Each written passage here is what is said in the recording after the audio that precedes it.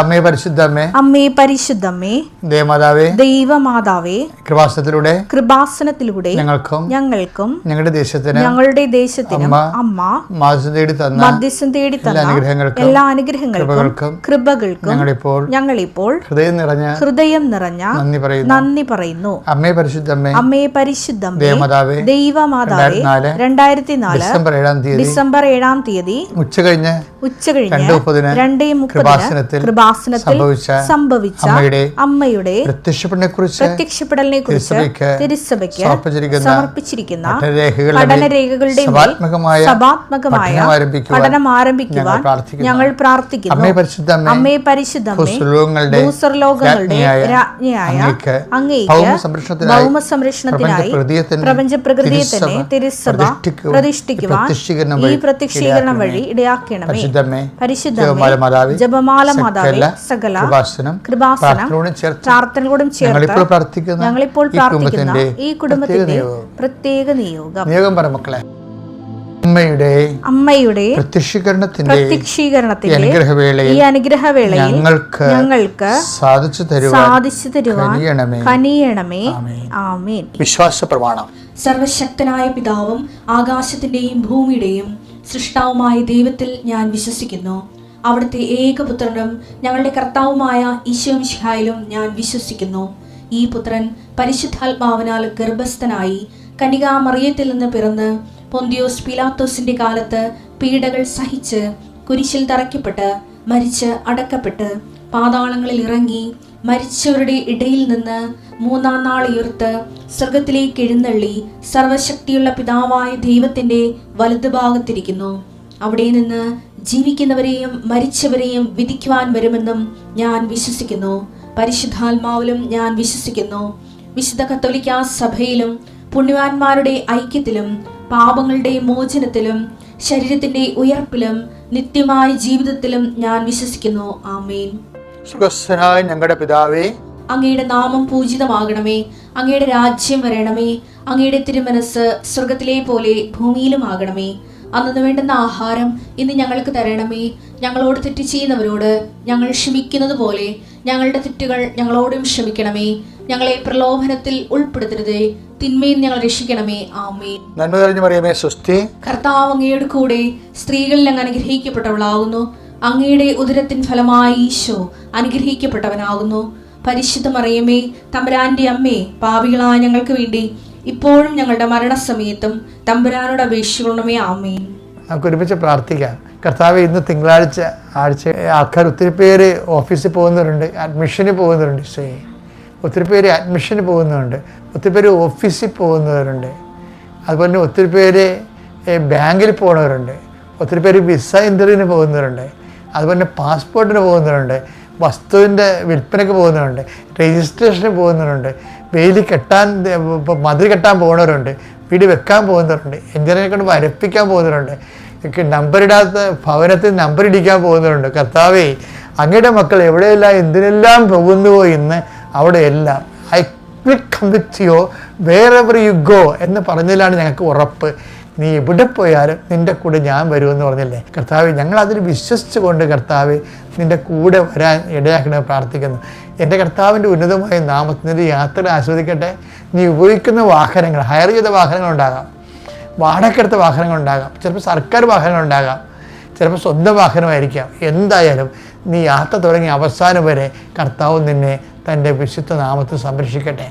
നിൻ്റെ പരിതാപകരമായ ആരോഗ്യാവസ്ഥയാകാം, പരിതാപകരമായ സാമ്പത്തിക അവസ്ഥയാകാം, നിന്നെ സന്ധിക്കാനോ നിനക്ക് വേണ്ടി വാദിക്കാനോ നിന്നെ ശുപാർശ ചെയ്യാനോ ആരുമില്ലാത്തതാണ്. ആരുമില്ലാത്തവർക്ക് ദൈവമാണ് കൂടെ നിൽക്കുന്നത്. അത് നമ്മുടെ ഓഫർ നമുക്ക് തന്നിരിക്കുന്നതാണ് കർത്താവ്. അതുകൊണ്ട് തന്നെ നിൻ്റെ പ്രാർത്ഥനാ ജീവിതത്തിലെ നീ ദൈവത്തിൽ ആശ്രയിച്ചുകൊണ്ട് ഇന്ന് മുഴുവൻ സ്ഥലങ്ങളിലും കർത്താവിൻ്റെ ദൂതൻ നിൻ്റെ കൂടെ ഉണ്ടാവും. പരിശുദ്ധ അമ്മയുടെ സാന്നിധ്യം നിൻ്റെ കൂടെ ഉണ്ടാവും. നീ വേദനപ്പെടുന്ന വിഷയങ്ങളുടെ മേൽ കർത്താവിൻ്റെ തീരുമാനം ഉണ്ടാകട്ടെ. നീ ഉത്കണ്ഠപ്പെടുന്ന സാഹചര്യങ്ങളുടെ മേൽ കർത്താവിൻ്റെ തീരുമാനം ഉണ്ടാകട്ടെ. നിന്നെ ഭാരപ്പെടുന്ന വ്യക്തികളുടെ മേൽ ദൈവ തീരുമാനം ഉണ്ടാകട്ടെ. എൻ്റെ കർത്താവിൻ്റെ ഉന്നതമായ നാമത്തിൽ നിൻ്റെ മേൽഗതിക്കുള്ള എല്ലാ തീരുമാനങ്ങളിലും നിൻ്റെ കഴിവിനേക്കാളും ദൈവത്തിൻ്റെ കൃപ ഇന്ന് നിൻ്റെ കൂടെ ചേർന്ന് പ്രവർത്തിക്കട്ടെ. നിത്യം പിതാവും പുത്രനും പരിശുദ്ധാത്മാവിൻ സർവ്വസ്വരം നയിക്കുവാമേ. കഴിഞ്ഞ ദിവസങ്ങളിലേ ഒരു വ്യക്തി എൻ്റെ അടുത്ത് കുറേ സങ്കടങ്ങൾ പറഞ്ഞു, എന്നെ പിടിച്ചു നിർത്തി പറഞ്ഞതാണ്. അപ്പോൾ അവരോട് പറയാൻ വേണ്ടി കർത്താവ് എന്നോട് പറഞ്ഞു തന്ന കാര്യങ്ങളാണ് ഞാൻ ഇനി നിങ്ങളോട് പറയാൻ പോണത്. എന്താണെന്നറിയാമോ? അവരോട് പറഞ്ഞതെന്നറിയാമോ? അവർ ഭയങ്കര ഹാപ്പി അത് കേട്ടപ്പോൾ. ഇത് കർത്താവിൻ്റെ മരണം പ്രഖ്യാപിക്കാനുള്ള വേദനകളാണ്. നമ്മുടെ എല്ലാ വേദനകളും അതിലൂടെയാണ് നമ്മുടെ ശരീരത്തിൽ കർത്താവിൻ്റെ മരണം പ്രഖ്യാപിക്കുന്നത്. അപ്പോൾ പ്രഖ്യാപിക്കുമ്പോഴാണ്, അങ്ങനെ പ്രഖ്യാപിക്കുന്നവർക്ക് മാത്രമേ കർത്താവിൽ ഉയർപ്പിൽ വിശ്വസിച്ചിട്ട് കാര്യമുള്ളൂ. അങ്ങനെ മരണം പ്രഖ്യാപിച്ച ഉയർപ്പ് വിശ്വസിക്കുന്നവർക്കാണ് കർത്താവിന് വരവിനെ കാത്തിരിക്കാൻ പറ്റത്തുള്ളൂ. അപ്പോൾ ഇതെല്ലാ വേദനകളും കർത്താവിൻ്റെ വരവിനെ കാത്തിരിക്കാൻ വേണ്ടിയുള്ള ഒരുക്കമായിട്ട് കരുതണമെന്ന് പറഞ്ഞപ്പോൾ she was so happy then. 2 Corinthians 4:10 യേശുവിന്റെ ജീവൻ ഞങ്ങളുടെ ശരീരത്തിൽ പ്രത്യക്ഷമാകുന്നതിന് അവിടുത്തെ മരണം ഞങ്ങൾ എല്ലായ്പ്പോഴും ശരീരത്തിൽ സംവഹിക്കുന്നു. അതാണ് ശരീരത്തിൽ സംവഹിക്കുന്നു. അപ്പൊ മരണം പ്രഖ്യാപിക്കുന്നവർക്ക് മാത്രമേ ഉയർപ്പിൽ വിശ്വസിക്കാൻ പറ്റത്തുള്ളൂ, അല്ലാതെ ഉയർപ്പിൽ വിശ്വസിക്കാൻ പറ്റത്തില്ല. കാര്യം കേവലമായ ഉയർപ്പില്ലല്ലോ, മരിച്ചു കഴിഞ്ഞാൽ ഉയർത്തേക്കുന്നത്. ഇപ്പം കർത്താവിൻ്റെ പീഡാസഹനങ്ങളെക്കുറിച്ച് അത് നമ്മുടെ ശരീരത്തിൽ ഏറ്റിട്ട് പ്രഖ്യാപിക്കുമ്പോൾ ആ മരണം പ്രഖ്യാപിക്കുന്നവർക്ക് മാത്രമേ ഉയർപ്പിൽ വിശ്വസിക്കാൻ പറ്റത്തുള്ളൂ. ഇനി രസം എന്താണെന്ന് വെച്ച് കഴിഞ്ഞാൽ ഉയർപ്പിൽ വിശ്വസിക്കുന്നവർക്ക് മാത്രമേ വരവ് കാത്തിരിക്കാനും പറ്റത്തുള്ളൂ. അതല്ലേ പൗലോസ് പറയണത്. അപ്പോൾ ഇത് മരണം പ്രഖ്യാപിക്കുക എന്ന് വെച്ച് കഴിഞ്ഞാൽ ഇപ്പം നമുക്ക് +2 പ്രവേശിക്കണം. എന്ത് ചെയ്യണം? 10ാം ക്ലാസ് പാസ്സാകണം, അല്ലേ? നമുക്ക് ഗ്രാജുവേഷൻ വേണം. ഗ്രാജുവേഷൻ നമ്മൾ +2 പാസ്സായിട്ട് വരും. അതിനുശേഷം പോസ്റ്റ് ഗ്രാജുവേഷൻ. അപ്പോൾ എന്ന് വെച്ചാൽ ഇങ്ങനെ ഓരോ ഡിഗ്രീസ് പ്രൊഫഷൻ കൂടുമ്പോൾ അതിൻ്റെ ഘട്ടമായിട്ടുള്ള കാര്യങ്ങൾ നമ്മൾ വെരിഫൈ ചെയ്ത് പോകണം. 10ാം ക്ലാസ് മരണം പ്രഖ്യാപിക്കുക എന്ന് വെച്ച് കഴിഞ്ഞാൽ 10ാം ക്ലാസ് പാസ്സായെന്ന് വിചാരിച്ചോ. ഞാൻ നിങ്ങൾക്ക് മനസ്സിലാകാൻ വേണ്ടി പറയണം കേട്ടോ. അപ്പോഴാണ് നമുക്ക് ഉയർപ്പ് വിശ്വസിക്കാൻ പറ്റണത്. ഉയർപ്പ് വിശ്വസിക്കണമെന്ന് വെച്ച് കഴിഞ്ഞാൽ അത് ഈ +2 പോലെയാണ്. നമ്മുടെ വിശ്വാസ ജീവിതത്തിൻ്റെ 2nd ഗ്രേഡാണ്. അതിൻ്റെ ഏറ്റവും ടോപ്പ് ഗ്രേഡ് എന്താ? വരവ് കാത്തിരുന്നുകൊണ്ട് ജീവിക്കണമെന്ന്. നമ്മുടെ ഓരോ ജീവിതത്തിലും യജമാനം വരുമെന്നുള്ള ഈ വരവിൻ്റെ കാത്തിരിപ്പാണ് വിശുദ്ധി ഉൽപ്പാദിപ്പിക്കുന്നത്. കാരണം വിശുദ്ധിയെ തികച്ച് നാം കാത്തിരിക്കുക എന്ന് പറയുന്നത് കർത്താവിൻ്റെ വരവിനെ ഉദ്ദേശിച്ചാണ് നമ്മൾ നീതിയോടെ പെരുമാറണത്, സ്നേഹത്തോടെ പെരുമാറണത്, സഹനത്തിന് സുവിശേഷത്തിന് സാക്ഷിയാകണത്. ഇതെല്ലാം വരവിൻ്റെ ലക്ഷ്യമാണ്.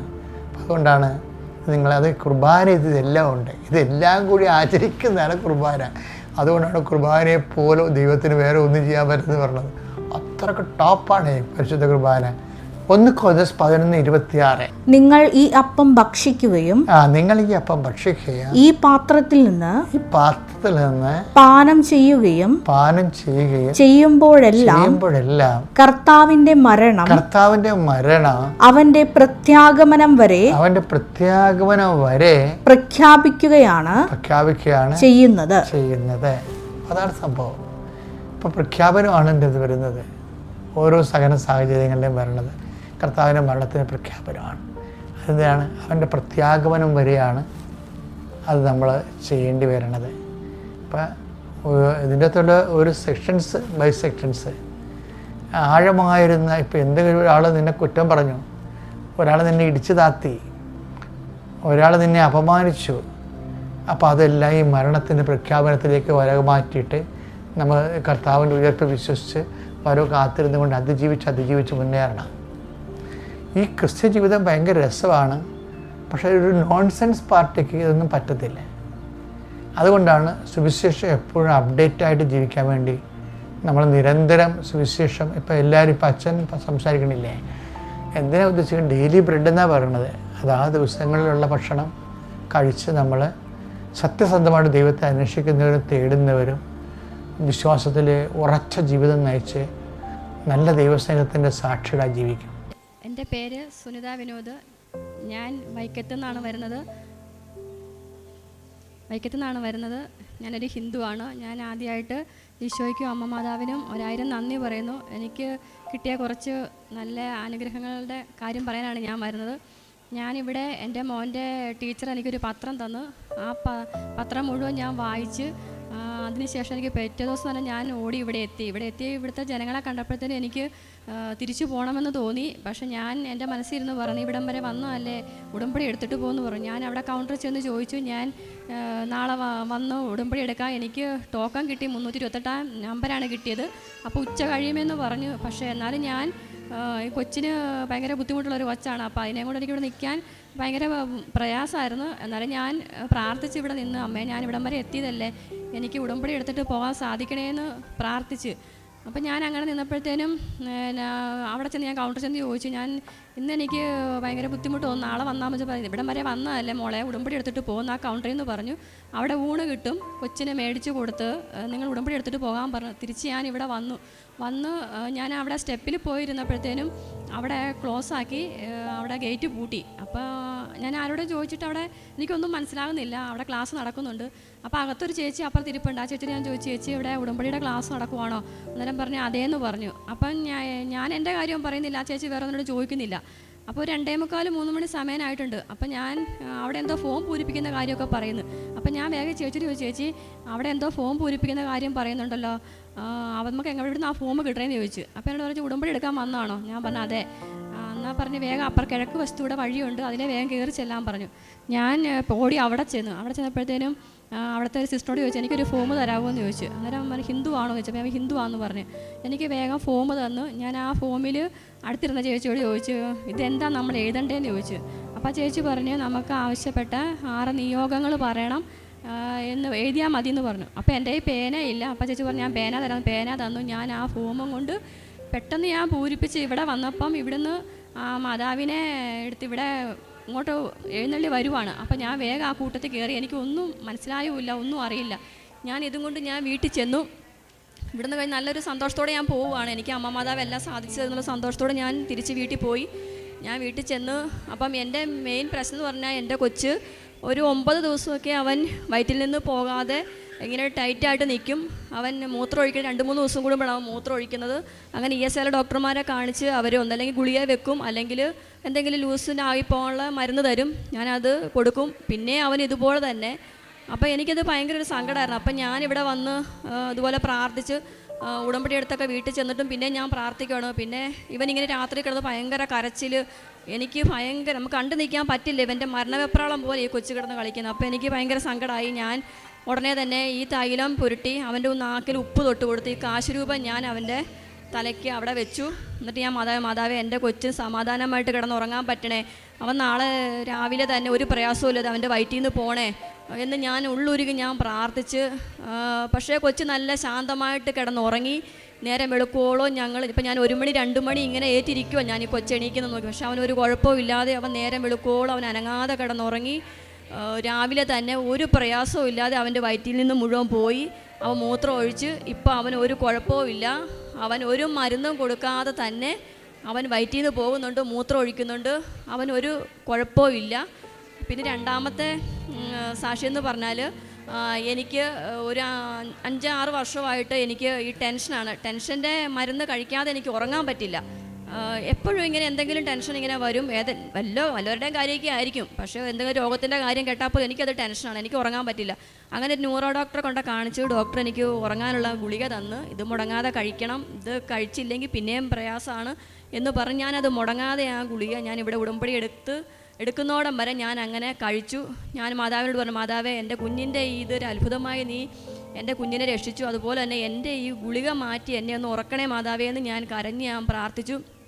ഞങ്ങൾ ഉറങ്ങണതിൻ്റെ അടുത്ത് ഞാൻ കാശ് രൂപം കൊണ്ടുവച്ച് എന്നും കിടന്നുറങ്ങും. പക്ഷേ എന്നെ മാതാവ് ബോധം കിടത്തിയാണ് ഇപ്പോൾ ഉറക്കിക്കൊണ്ടിരിക്കുന്നത്. എനിക്കറിയില്ല, ഞാൻ ഗുളിക കഴിക്കാറില്ല. ഇന്നിപ്പോൾ 4-5 മാസമായി എനിക്ക് ഗുളിക ഇല്ലാതെയാണ് ഞാൻ കിടന്നുറങ്ങുന്നത്. അതിന് ഞാൻ അമ്മയോട് ഞാൻ നന്ദി പറയുന്നു. പിന്നെ എൻ്റെ ചേട്ടന് എപ്പോഴും ഇങ്ങനെ ഗ്യാസാണ്. ചേട്ടന് വർഷങ്ങളായിട്ടുള്ള ഗ്യാസാണ്. പക്ഷേ ചേട്ടൻ എന്നോട് ഞാൻ വിഷമിക്കും, ഒന്നാമത് ടെൻഷൻ്റെ ഗുളിക കഴിക്കുന്നു. അത് കാരണം ചേട്ടൻ എന്നോടൊരു കാര്യവും പറയാറില്ല. ടെൻഷൻ അടിക്കുമെന്നും പറഞ്ഞുകൊണ്ട് അതിൽ തുടർന്ന് എനിക്ക് ടെൻഷനാണെന്നും പറഞ്ഞ് എന്നോടൊരു കാര്യവും പറയാറില്ല. ഞാനിവിടെ വന്ന് ഉടമ്പടി എടുത്ത് ഞാനിതുപോലെ ഞങ്ങൾ 2 പേരുടെ കാര്യം സാധിച്ചത് കൊണ്ട് ഞാൻ ചേട്ടനോട് പറഞ്ഞു, ചേട്ടൻ ഇങ്ങനെ കമിഴ്ന്ന് കിടക്കുന്നു, നിവർന്ന് കിടക്കും, ഭയങ്കര മരണവെപ്രാളാണ് ചേട്ടൻ കിടന്ന് കളിക്കുന്നത്, കട്ടിലേ കിടന്ന്. അപ്പോൾ ഞാൻ ചോദിച്ചു എന്ത് പറ്റി? അന്നേരം പറഞ്ഞു എനിക്ക് എന്താണെന്ന് അറിയില്ല, തൊണ്ടയുടെ അവിടം വരെ തീ കയറി വരുവാന്ന് പറഞ്ഞു. അപ്പം ഞാൻ മാതാവേ ഒന്ന് കുറയുമ്പോൾ ഒന്നൊന്ന് കയറി വരുവാണല്ലോ, എന്താ ചെയ്യണേ എന്ന് പറഞ്ഞപ്പം പെട്ടെന്ന് തന്നെ എൻ്റെ മനസ്സിൽ ഇങ്ങനെ തോന്നിക്കുവാണ് ഉപ്പ് കൊടുക്കുന്നത്. അപ്പം ഞാൻ പെട്ടെന്ന് തന്നെ മാതാവിൻ്റെ അടുത്ത് ചെന്ന് ആ ഉപ്പ് എടുത്തുകൊണ്ട് വന്ന് ഞാൻ ചേട്ടാ ഇത് വായിലിട്ടോ, ഞാൻ വിശ്വാസപ്രമാണം ചൊല്ലിക്കോളാം. ഞാൻ പുസ്തകത്തെ നോക്കിയാണ് വിശ്വാസപ്രമാണം ചൊല്ലിക്കൊണ്ടിരുന്നത്. ഞാനിപ്പോൾ കാണാതെ മുഴുവൻ പഠിച്ച്, എനിക്ക് ബൈബിൾ എന്നാണെന്നൊന്നും അറിയില്ല, എന്നാലും എനിക്ക് വചനങ്ങളൊക്കെ കുറേ അറിയാം. എൻ്റെ ഫോണിനകത്ത് ചേട്ടൻ അതെല്ലാം എനിക്ക് ഡൗൺലോഡ് ചെയ്ത് വന്നിട്ടുണ്ട്. അപ്പോൾ എല്ലാ ദിവസവും ഞാൻ വചനങ്ങൾ കാണുന്നുണ്ട്, വായിക്കുന്നുണ്ട്. ഞാൻ ആ വചനത്തിലൂടെയാണ് ഇപ്പോൾ ജീവിക്കുന്നത്. അപ്പം അങ്ങനെ ചേട്ടൻ്റെ ആ ഉപ്പ് കൊടുത്ത് ആ നിമിഷം ചേട്ടൻ്റെ ആ എരിച്ചിൽ പൂർണ്ണമായിട്ടും ചേട്ടൻ്റെ അതങ്ങോട്ട് മാറി. അപ്പം ഞാനത് കഴിഞ്ഞ് 2 ദിവസം കഴിഞ്ഞപ്പോൾ ഞാൻ വീട്ടിൽ ചെന്നപ്പം അമ്മ എന്നോട് ചോദിച്ചു, കൃപാസനത്തിൽ പോയിട്ട് എന്താണ് വല്ല സാക്ഷ്യങ്ങൾ വല്ലതും കിട്ടിയോ, എന്താണെന്ന് ചോദിച്ചു. അപ്പം ഞാൻ പറഞ്ഞു, അമ്മേ വിനോദേട്ടൻ്റെ ഇങ്ങനെ എരിച്ചിൽ പൂർണ്ണമായിട്ടും മാറി അമ്മേ എന്ന് പറഞ്ഞു. അപ്പം അമ്മ എന്നോട് പറഞ്ഞു, എരിച്ചിൽ പൂർണ്ണമായിട്ടും മാറിയോ? ഞാൻ പറഞ്ഞു മാറി. എന്നെ അമ്മേ? അന്നേരം അമ്മ പറഞ്ഞു, എനിക്ക് തീ വിഴുങ്ങുന്ന പോലെയാണല്ലോ, എനിക്കും ഇത് തന്നെയാണല്ലോ വരുന്നത്, ചായ കുടിക്കാൻ പറ്റണില്ല, വെള്ളം കുടിക്കാൻ പറ്റണില്ല എന്ന് പറഞ്ഞു. അമ്മയ്ക്ക് ഇത് തന്നെയാണോ എന്ന് ചോദിച്ചു. അന്നേരം പറഞ്ഞു ഇത് തന്നെയാണെന്ന് പറഞ്ഞു. അപ്പം ഞാൻ അമ്മയോട് പറഞ്ഞു, അമ്മ എന്നാൽ നാളെ ഞാൻ വരാം, ഞാൻ ഉടമ്പടിത്തായാലോ ഉപ്പുമായിട്ട് ഞാൻ വരാം, അമ്മയ്ക്ക് അറിയാൻ മേലെങ്കിൽ ഞാൻ അമ്മയ്ക്ക് വേണ്ടി പ്രാർത്ഥിച്ചോളാം എന്ന് പറഞ്ഞു. ഇവിടെ വന്ന് ഞാൻ അമ്മ മാതാവിനോട് നേരിട്ട് പ്രാർത്ഥിച്ചു. എൻ്റെ അമ്മയ്ക്ക് വേണ്ടി ഞാൻ പ്രാർത്ഥിച്ചു, ചേട്ടന് വേണ്ടി പ്രാർത്ഥിച്ചു. അപ്പം ഞാൻ പറഞ്ഞു, എൻ്റെ ചേട്ടൻ്റേത് പൂർണ്ണമായും മാറ്റിയതുപോലെ തന്നെ എൻ്റെ അമ്മയുടെ എരിച്ചിലും മാറ്റണേ, എൻ്റെ അമ്മയ്ക്ക് ഒരു ഗ്ലാസ് വെള്ളം പോലും കുടിക്കാൻ പാടില്ലാത്തൊരവസ്ഥയാണ്. അപ്പം അമ്മയോട് ഞാൻ പറഞ്ഞു, അമ്മ ഈ 6 വർഷമായ കാര്യം എന്തുകൊണ്ട് അമ്മ എന്നോട് പറഞ്ഞില്ല എന്ന് പറഞ്ഞപ്പോൾ അമ്മ പറഞ്ഞു, എനിക്ക് എപ്പോഴും ടെൻഷനല്ലേ, ഇനി ആ ടെൻഷൻ്റെ കൂടെ ഇതും കൂടെ പറഞ്ഞിട്ട് ഇനി വേറെ മരുന്നിന് പോകണ്ടല്ലോ എന്ന് ഓർത്താൽ ഞാൻ പറയാഞ്ഞെന്ന് പറഞ്ഞു. ഞാൻ ആ ഉടമ്പടി ഉപ്പും തൈലവും കൊടുത്തിട്ട് അമ്മയോട് ഞാൻ പറഞ്ഞു, അമ്മേ ഞാനൊരു പേപ്പറിൽ എഴുതി കൊടുത്തു, ഈ വിശ്വാസപ്രമാണം അമ്മ ചെല്ലണം, ഇനി അമ്മ ചെല്ലിയില്ലെങ്കിലും ഞാൻ ആ അമ്മയ്ക്ക് വേണ്ടി പ്രാർത്ഥിച്ചോളാം. പക്ഷെ ഞാൻ പിറ്റേ ദിവസം ചെന്നപ്പോഴത്തേനും അമ്മേനെ എപ്പോഴും ഫോൺ വിളിക്കും. അപ്പോൾ അമ്മ പറയും എനിക്കത് മാറി എന്ന് പറഞ്ഞു. ഞാൻ നേരിട്ട് ചെന്നിട്ട് ഞാൻ ചോദിച്ചു, അമ്മയ്ക്ക് പൂർണ്ണമായിട്ടും മാറിയോ? അന്നേരം അമ്മ പറഞ്ഞു, എനിക്ക് പൂർണ്ണമായിട്ടും മാറി, എനിക്കിപ്പോൾ ഒരു കുഴപ്പമില്ലെന്ന് അമ്മ പറഞ്ഞ്. എനിക്കത് ഭയങ്കര ഒരു സന്തോഷമായിരുന്നു. കാരണം എൻ്റെ കുഞ്ഞിൻ്റെ ഒരു ഇത് മാറി, എൻ്റെത് മാറി, ചേട്ടൻ്റെ മാറി, എൻ്റെ അമ്മയുടേതും മാറി. അത് കഴിഞ്ഞിട്ട് ഞാനൊരു 6 വർഷമായിട്ട് കുടുംബശ്രീയിലെ സെക്രട്ടറിയാണ്. ഈ കോവിഡ് വന്ന സമയത്ത് ബാങ്കിൽ നിന്ന് അക്കൗണ്ട് മാറി CDM വഴി പൈസ ഇട്ടതാണ്, അത് മാറിപ്പോയി. അത് പിന്നെ കേസിലേക്ക് പോയി. അപ്പം ഞാൻ കേസിലേക്ക് പോകാനായിട്ട് കോടതിയിലേക്ക് ഞാൻ പോകാനായിട്ടിരിക്കുവാണ്. എല്ലാവരും എന്നെ കുറ്റവാളിയായി, എന്നെ കള്ളിയാക്കി. അപ്പം ഞാൻ ആരുടെ 1 രൂപ പോലും എടുത്തിട്ടില്ല. പക്ഷേ ഇത്രയും വലിയ തുക അത് മാറിപ്പോയി, എന്ത് ചെയ്യും? പക്ഷേ എല്ലാവരും ഞാനിങ്ങനെ കൈകാര്യം ചെയ്യുന്നു, ഞാൻ അവിടുത്തെ ഒരു കുറ്റവാളി തന്നെയായി. ഞാൻ അമ്മയോട് പ്രാർത്ഥിച്ചു, അമ്മേ ഞാൻ ഇവിടെ വന്ന് ഉടമ്പടി എടുത്തിട്ടും എൻ്റെ പ്രശ്നങ്ങൾ ഓരോന്നായി കൂടി വരുവാണല്ലോ, എനിക്ക് ഇതും കൂടി ഒന്ന് പരിഹരിച്ച് തരണേ എന്നും പറഞ്ഞ് ഞാൻ പ്രാർത്ഥിച്ചു. പക്ഷെ ഞാൻ കോടതിയിലേക്ക് പോകാനായിട്ട് ഞാൻ ഇറങ്ങുമ്പോഴത്തേനും നല്ല ഒരു മണം. അതെന്ത് മണമെന്ന് ചോദിച്ചാൽ എനിക്ക് അറിയില്ല. മുല്ലപ്പൂവാണെന്ന് വെച്ചാൽ അല്ല, ക്യൂട്ടി സോപ്പാണ് അല്ല, എനിക്കറിയില്ല അതെന്താണെന്നുള്ളത്. ഞാൻ ആദ്യമേ ബാത്റൂമിൽ പോയി നോക്കി, ചേട്ടനെങ്ങാനും സോപ്പ് മേടിച്ചിരുന്നു, അതൊന്നും അല്ല. ഞാൻ പെരക്ക് ചുറ്റും നടന്ന് ഞാൻ ഓടുവാണ്, എനിക്ക് ഈ മണം എന്നാന്ന് എനിക്ക് മനസ്സിലാകുന്നില്ല. എന്താണ് ചേട്ടനോട് ചോദിച്ചപ്പോൾ ചേട്ടൻ പറയാം, എനിക്കൊരു മണവും വരുന്നില്ലെന്ന് പറഞ്ഞു. എന്നാൽ നിനക്ക് നിൻ്റെ മാതാവ് വന്നായിരിക്കും എന്ന് പറഞ്ഞു. അപ്പം ഞാൻ മാതാവേ എന്നാൽ ഞാൻ കോടതി പോകുക, അമ്മയും കൂടെ എൻ്റെ കൂട്ടത്തിൽ പോര് എന്നും പറഞ്ഞ് ഞാൻ വിളിച്ച് സ്നേഹത്തോടെ ഈശോനെ അമ്മേനെയും വിളിച്ച് ഞാൻ കോടതിയിൽ ചെന്ന് അവിടുന്ന് നല്ല സന്തോഷമായിട്ട് എനിക്ക് എൻ്റെ പ്രശ്നത്തിനൊക്കെ ഒരു പരിഹാരം കണ്ടെത്തി ഞാൻ തിരിച്ച് വീട്ടിൽ വന്നു. 1 മണിക്കൂർ ആ മണം നിന്ന്, ഞാൻ പോയ വഴിക്കെങ്ങും ആ മണം ഉണ്ടായില്ല. തിരിച്ച് ഞാൻ എൻ്റെ വീട്ടിൽ വന്നപ്പോഴത്തേനും ആ മണം 1 മണിക്കൂർ നീണ്ടു നിന്ന് എനിക്ക് പൂർണ്ണമായിട്ട് വിശ്വാസമായി, മാതാവ് എൻ്റെ കൂട്ടത്തിലുണ്ടെന്ന് തന്നെ ഞാൻ വിശ്വസിച്ച് ഞാൻ അങ്ങോട്ട് ആ ഒരു കാര്യം എനിക്ക് നല്ല ഭംഗിയായിട്ട് അമ്മ മാതാവ് എനിക്കത് സാധിച്ചു തന്നു, ഈശോയും സാധിച്ചു തന്നു. അത് കഴിഞ്ഞിട്ട് പിന്നെ ഞാൻ ഈ ഇങ്ങനെ ഉറങ്ങിപ്പോവുകയാണല്ലോ. അപ്പം ഇവിടെ എല്ലാവരുടെ സാക്ഷ്യം ഞാൻ കേൾക്കുന്നത് 2 മണിക്ക് 3 മണിക്കൊക്കെ പ്രാർത്ഥിച്ചെന്നും പറഞ്ഞു. അപ്പം എനിക്ക് ഈ അമ്മ മാതാവ് എന്നോട് ഗുളികയില്ലാതെ ഉറക്കാൻ പറഞ്ഞ കാരണം 5:30 വരെ ഞാൻ ബോധം കെട്ട് കിടന്നുറങ്ങുക. ചിലപ്പോൾ 6 മണി ആകുന്നതിന് മുമ്പായിരിക്കും എന്നെ വിളിക്കുന്നത്, നിനക്ക് പ്രാർത്ഥിക്കണ്ടേ എന്നും പറഞ്ഞ് വിളിക്കുന്നത്. 6 മണി കഴിയാൻ പാടുന്ന അച്ഛനിവിടെ പറഞ്ഞ് കേട്ടിട്ടുണ്ട്. അപ്പോൾ ഞാൻ 6 മണി കഴിഞ്ഞു പോകാറില്ല. എന്നാലും ഞാൻ മാതാവേ എന്നെ രാവിലെ സന്ധ്യാപ്രാർത്ഥനയ്ക്ക് ഞാൻ പ്രാർത്ഥിക്കുമ്പോൾ മാതാവ് ഡബിളായിട്ട് എന്നെ കാണിക്കുവാണ്. 2 മാതാവായിട്ട് എന്നെ 7 ദിവസം കാണിച്ചു. 7 ദിവസം എന്നെ ഇങ്ങനെ ഞാൻ ഒന്നിച്ച് ഞാൻ നോക്കുമ്പോഴത്തേനും മാതാവ് ഇപ്പുറത്ത് നിൽക്കും. ഇപ്പുറത്തെ സൈഡ് ഞാൻ കാണാറില്ല, ഇപ്പുറത്തെ സൈഡിൽ മാതാവിനെ ഞാൻ അങ്ങനെ 7 ദിവസം ഞാൻ മാതാവിനെ കണ്ട് 7 ദിവസം അങ്ങനെ കണ്ടതിന് ശേഷം ഞാൻ ഇവിടെ വന്ന് ഉടമ്പടി പുതുക്കി കഴിഞ്ഞപ്പോഴത്തേനും ഞാൻ വീട്ടിൽ ചെന്ന് അന്ന് വൈകിട്ട് ഞാൻ മാതാവേ ഞാൻ ഉടമ്പടി പുതുക്കി, ഇനി എനിക്ക് പഴയതുപോലെ എനിക്ക് ഉഴപ്പാൻ പറ്റത്തില്ല, എന്നെ രാവിലെ തന്നെ നീ എന്നെ വിളിച്ച് എണീപ്പിക്കണം എന്ന് പറഞ്ഞു. അപ്പോൾ രാത്രി 2 മണിയൊക്കെ ആയപ്പോഴത്തേന് സാമ്പ്രാണി നമ്മൾ മൂക്കിപ്പൊടി വലിക്ക് കേട്ടിട്ടേ ഉള്ളൂ, അങ്ങനെ ഇങ്ങനെ മൂക്കിനകത്ത് തിരികുന്നെന്ന് കേട്ടിട്ടുണ്ട്. പക്ഷേ എനിക്ക് സാമ്പ്രാണിത്തിരി എൻ്റെ മൂക്കിനകത്ത് കുത്തി കയറ്റുക. അപ്പം ഞാൻ പെട്ടെന്ന് ചാടിയേറ്റ്, എനിക്ക് ശ്വാസം കിട്ടുന്നില്ല. ഞാൻ ചേട്ടനോട് ചോദിച്ചു, എന്തിനാ ഈ സാമ്പ്രാണിത്തിരിയും കത്തിച്ചുകൊണ്ടിരിക്കണേ, എന്തിനാന്ന് ചോദിച്ചു. എന്നോട് പറഞ്ഞു, നീ എന്നെ എത്ര പ്രാവശ്യം വിളിച്ചിട്ടാണ് ഞാൻ എണീറ്റേ? അപ്പം ഞാൻ പറഞ്ഞു, അപ്പോൾ ഈ സാമ്പ്രാണിത്തിരി ആരാ എടുത്തതെന്ന് ചോദിച്ചു. അന്നേരം പറഞ്ഞു ഞാൻ എടുത്തില്ല, ഞാൻ ഇവിടെ കിടന്ന് ഉറങ്ങുമായിരുന്നു പറഞ്ഞു. നീ ഇല്ല ക്ലോക്കിലോട്ട് നോക്കാൻ പറഞ്ഞു. ഞാൻ നോക്കിയപ്പോൾ സമയം 2 മണി. അമ്മ എന്നെ വിളിച്ചേൽപ്പിക്കണമെന്ന് പറഞ്ഞതുകൊണ്ട് അമ്മ എന്നെ 2 മണിക്ക് എന്നെ വിളിച്ച് എഴുന്നേൽപ്പിച്ച് ഞാൻ ആ 2 മണിക്ക് എണീറ്റ് പെട്ടെന്ന് തന്നെ ഞാൻ റെഡിയായി. ഞാനത് പെട്ടെന്ന് ഓടി വന്ന് ഞാൻ പ്രാർത്ഥിച്ച് അമ്മ എന്നെ വിളിച്ച് എഴുന്നേൽപ്പിച്ചല്ലോ. പക്ഷേ എന്നെ ഇന്ന് വെളുപ്പിന് വരെ എനിക്ക് 5:30 മുമ്പ് 2 മണി 3 മണി 4 മണി 5 5:30 ആ സമയത്തിനുള്ളിൽ ഞാൻ പ്രാർത്ഥിക്കുവാണ്. എന്നെക്കൊണ്ട് കഴിയാവുന്ന പോലെ കയ്യിലുള്ളതുപോലെ ഞാൻ ആർക്കെങ്കിലും ബുദ്ധിമുട്ടുണ്ടെങ്കിൽ ഞാൻ സഹായിക്കുന്നുണ്ട്. പിന്നെ പത്രമാണേലും ഞാൻ രോഗികളെ പോയി അനാഥ മന്ദിരത്തിലൊക്കെ പോയി ഞാൻ അമ്മച്ചിമാരുടെയൊക്കെ അടുത്ത് പോയി ഇങ്ങനെ ഓരോ കാര്യങ്ങളൊക്കെ പറഞ്ഞ് പ്രാർത്ഥിക്കാറുണ്ട്. ഒരു ഹിന്ദു ആയതുകൊണ്ട് എനിക്ക് കൂടുതലൊന്നും അറിയത്തില്ല. എന്നാലും എനിക്ക് കിട്ടിയ അനുഗ്രഹം എന്ന് പറഞ്ഞാൽ വളരെ ഒത്തിരി അനുഗ്രഹം കിട്ടിയ നല്ലൊരു സന്തോഷമാണ് എനിക്ക്. എന്നാന്ന് പറഞ്ഞറിയിക്കാൻ പറ്റുന്നില്ല. എന്നാലും ഞാൻ എൻ്റെ ഈശോ എൻ്റെ കൂട്ടത്തിലുണ്ട്, എൻ്റെ അമ്മ മാതാവ് എൻ്റെ കൂട്ടത്തിലുണ്ട്. ഞാൻ അങ്ങോട്ട് പോവുകയാണ്. ഞങ്ങളുടെ വണ്ടിയുടെ കൂട്ടത്തിൽ ഇരുന്നോണം. പല അപകടങ്ങൾ ഇന്നലെ ഞങ്ങളുടെ നേരെ ഒരു ബസ് പാഞ്ഞു കയറി വന്നു. പക്ഷേ ആ മാതാവിനെ ഞാൻ എൻ്റെ കൂട്ടത്തിൽ നിർത്തിയേക്കുന്നതുകൊണ്ട് പെട്ടെന്ന് ഞങ്ങൾ റോഡിൻ്റെ സൈഡിലോട്ട് മാറിയ കാരണം ഞങ്ങൾ മരിച്ചു പോയില്ല. എന്നാലും എൻ്റെ കൂട്ടത്തിൽ ഈശോയും അമ്മ മാതാവ് ഉണ്ടെന്നുള്ളൊരു വിശ്വാസമല്ല, എൻ്റെ കൂട്ടത്തിൽ ജീവനോടെ തന്നെ ഉണ്ട് എന്നാണ് പറയുന്നത്. അതുകൊണ്ട് ഞാൻ എൻ്റെ അമ്മ മാതാവിനും ഈശോയ്ക്ക് 1000 നന്ദി പറഞ്ഞുകൊണ്ട് ഞാൻ നിർത്തുന്നു. സുനിതയുടെ അമ്മയ്ക്ക് എരിച്ചിലുണ്ടായിരുന്നു എന്ന് പറഞ്ഞല്ലോ, അത് എത്ര വർഷം ഉണ്ടായിരുന്നു? സുനിതയുടെ അമ്മയ്ക്ക് എരിച്ചിലുണ്ടായിരുന്നു എന്ന് പറഞ്ഞല്ലോ. അമ്മയ്ക്ക് 6 വർഷമായിട്ടുണ്ടായിരുന്നു എന്നാണ് അമ്മ പറയുന്നത്. എൻ്റെ ടെൻഷൻ കാരണമാണ് അമ്മ എന്നോടൊന്നും പറയാറുള്ളത്. സുനിതയ്ക്ക് പോലും അറിയില്ലായിരുന്നു അമ്മയ്ക്ക് ഇങ്ങനെ ഒരു എരിച്ചിലുണ്ട് എന്നുള്ളത്.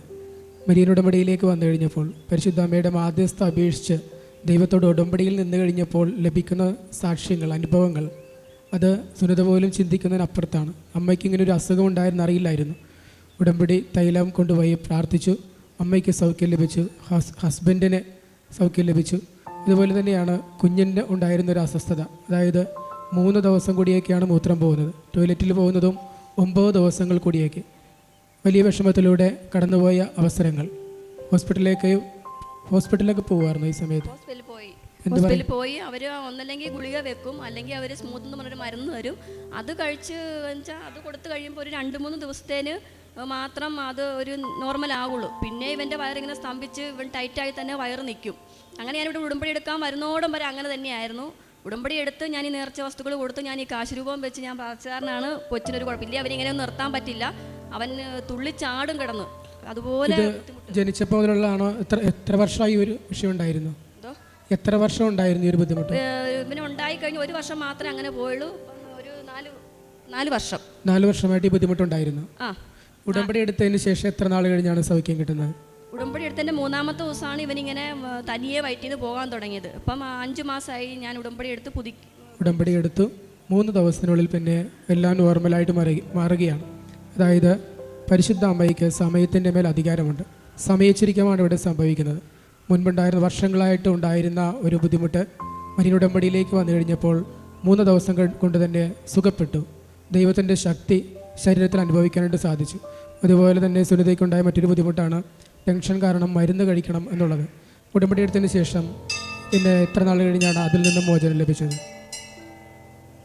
ഉടമ്പടി എടുത്തതിന് ശേഷം പിന്നെ മരുന്ന് കഴിക്കാതെ ആയത് എത്ര നാൾ?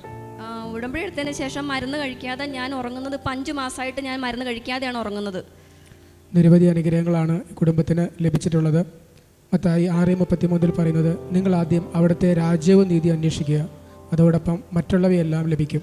പരിശുദ്ധ അമ്മയുടെ മാധ്യസ്ഥ അപേക്ഷിച്ചുകൊണ്ട് ഈശോയുടെ അടുക്കിലേക്ക് എത്തിക്കഴിഞ്ഞപ്പോൾ വലിയ അനുഗ്രഹങ്ങൾ, കാരുണ്യമാണ് ഈ കുടുംബത്തിലേക്ക് ലഭിച്ചത്. പരിശുദ്ധ അമ്മ വഴി ദൈവം ചൊരിഞ്ഞ അനുഗ്രഹങ്ങൾക്ക് കൈയടിച്ച ദൈവത്തെ മഹത്വപ്പെടുത്താം. യേശുവേ നന്ദി, യേശുവേ സ്തോത്രം, യേശുവേ ആരാധന.